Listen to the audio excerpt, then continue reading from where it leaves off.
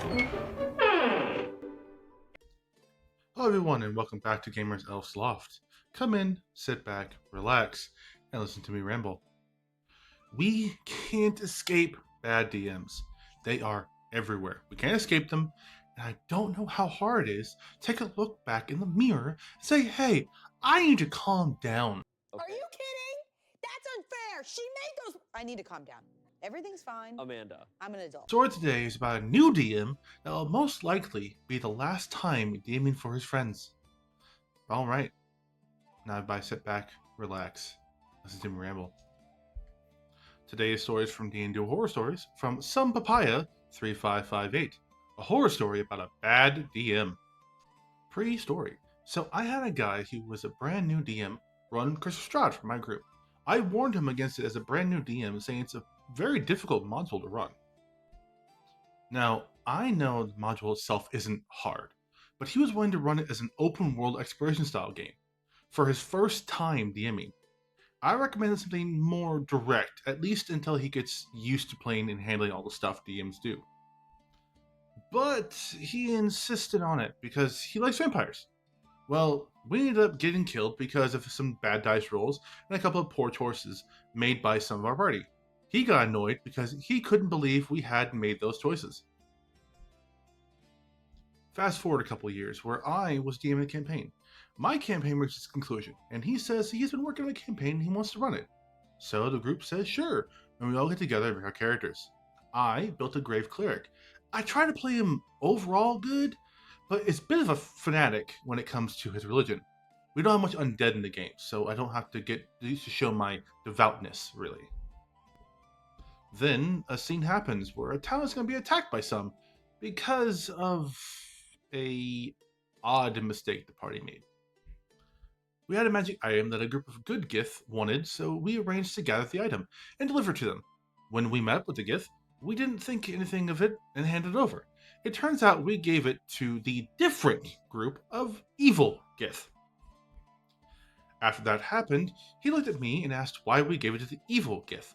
I said I thought we were giving it to the good Gith because that's who we agreed to give it to, so when he said some Gith showed up at the temple to get the item, I gave it to them.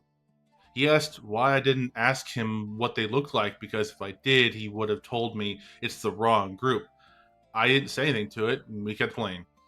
I would assume my character is smart enough to know or win two people look completely different, but apparently he still expected me to ask. The next session, the same Gith attacked a nearby town because of the item we gave them. The party wanted to go hunt down the Gith, but we also found out a necromancer was going to be coming to gather all the corpses.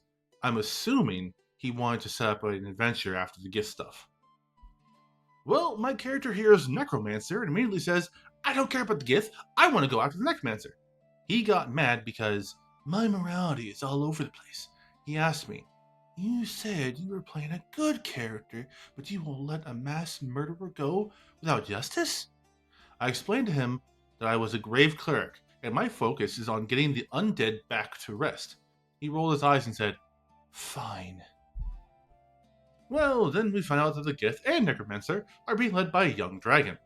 He's trying to impress an older lady dragon so he can start a dragon family. He kept saying that this dragon is young, dumb, and full of dragon birthing material. I'm making a quick break. I don't ever want to hear my DM say anything about birthing material ever for the rest of my life. That was so gross to read, and there was no reason for it to be in the game. Doing a quick cut to the video here and saying that most of the views are from non-subscribed people. It would really help me out as a creator in this space if you could leave a like and comment on my videos. If you like what you see, please consider subscribing. It really helps me out and shows me that people actually like my content. So if you could ring my subscription bell and smack that notification bell, you would know when my videos come up. It would also very greatly help me. Now, let's get back to the story. So the party decides to start sneaking to the dragon's lair to find and kill him. We get in there, and the dragon is getting the necromancer to raise an undead army for him. So I think for a moment and realize, okay, this dragon is a horn dog who will do anything to impress this lady dragon. I'll play into that and call him out, right in his lair, on the premise that defeating a group of adventurers would make him look real good to that lady dragon. So that's what I did. I shouted to this dragon in his lair that we were here and we wanted to challenge him.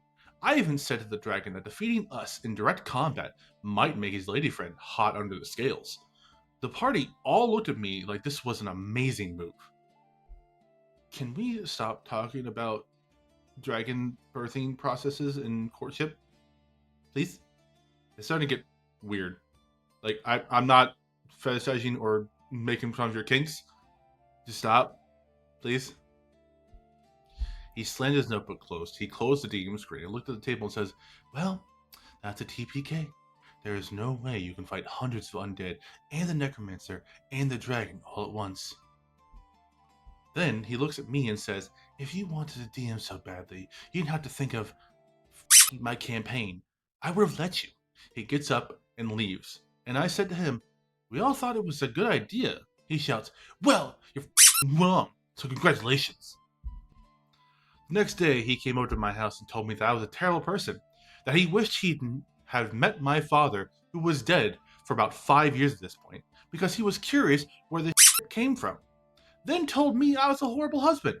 My wife also plays DM with us, before storming off. Yeah, the dragon part was enough, but this takes it to a whole new level. Like, I recently just lost my mom not too long ago, and having someone say they wish they met my parents to see where the came from in their words, I probably wouldn't be able to hold back. That's a fireball to the face right there, bro. Fireball like the bottle, not the spell. You don't say that to me. He used to be my closest friend and confidant. But I've only talked to him once since that day. That's because he was getting married to another very good friend of mine. And she wanted me to go to the wedding.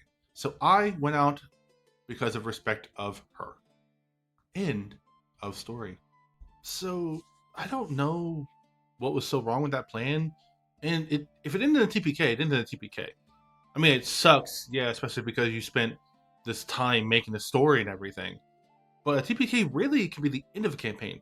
If anything, it can be the start of a better story after the party's done. I don't understand the need for all the name calling and insults, especially about bad-mouthing the dead. But that's what happens, I guess. And I don't know where this whole need for saying that the LP wanted to DM so bad. Like, there wasn't anything brought up. Throughout the entire story, I don't think there was even one mention or backhanded comment or anything that made me think that the LP wanted to DM a different game or even the same game. I guess because of the comment in the pre-story about how they told them that the module was hard to run? I don't know. But that was it for today. I hope you enjoyed yourselves. And remember, the greatest power of all power scaling is power to say no. Thank you. Be safe. And enjoy my Forest Hobble. Farewell.